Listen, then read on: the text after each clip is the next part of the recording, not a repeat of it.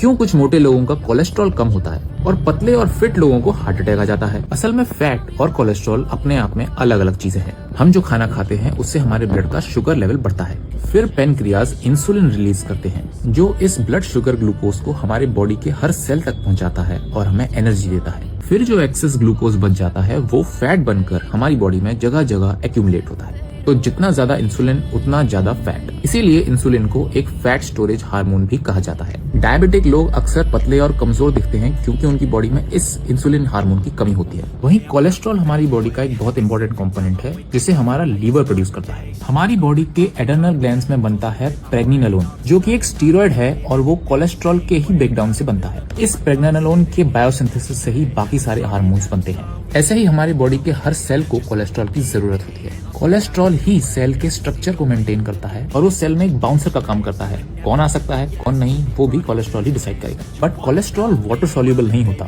और उसे हर सेल तक पहुंचाना भी जरूरी है। ये काम करते हैं हमारे ब्लड स्ट्रीम में मौजूद लिपोप्रोटीन्स एलडीएल और एचडीएल। एलडीएल कोलेस्ट्रॉल को हमारे लीवर से बाकी बॉडी पार्ट्स में डिस्ट्रीब्यूट करता है और एचडीएल हमारी बॉडी से एक्सेस कोलेस्ट्रॉल को निकालकर वापस लीवर तक पहुंचाता है। हम एलडीएल को अक्सर बैड कोलेस्ट्रॉल कहते हैं बट ऐसा है नहीं।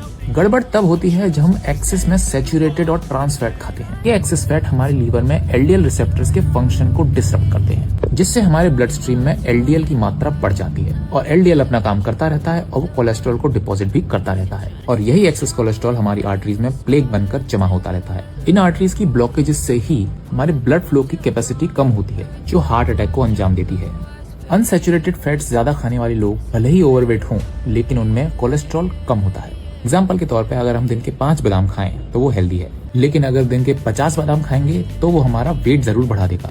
लेकिन क्योंकि वो एक अनसैचुरेटेड फैट है तो वो कोलेस्ट्रॉल को नहीं बढ़ने देगा। फैट्स भी 3 टाइप के होते हैं, सैचुरेटेड, अनसैचुरेटेड और ट्रांस फैट। असल में saturated fats carbon single bond की एक ऐसी चेन है जो किसी से रिएक्ट ही नहीं करती। ये मोस्टली एनिमल प्रोडक्ट्स और ट्रॉपिकल ऑयल्स में मिलते हैं जो रूम टेम्परेचर पे सॉलिड होते हैं। वहीं अनसैचुरेटेड फैट्स में कार्बन के डबल बॉन्ड्स होते हैं, इसीलिए फैट मॉलिक्यूल्स लूजली पैक्ड होते हैं और हमारी सेल मेम्ब्रेन्स को भी फ्लूइड और फ्लेक्सिबल रखते हैं। कुछ यूरोपियन देश जैसे कि ग्रीस, स्पेन और इटली, जहाँ ऑलिव ऑयल और फिश रिच डाइट का ज्यादा चलन है, वहाँ हार्ट डिजीजेस बहुत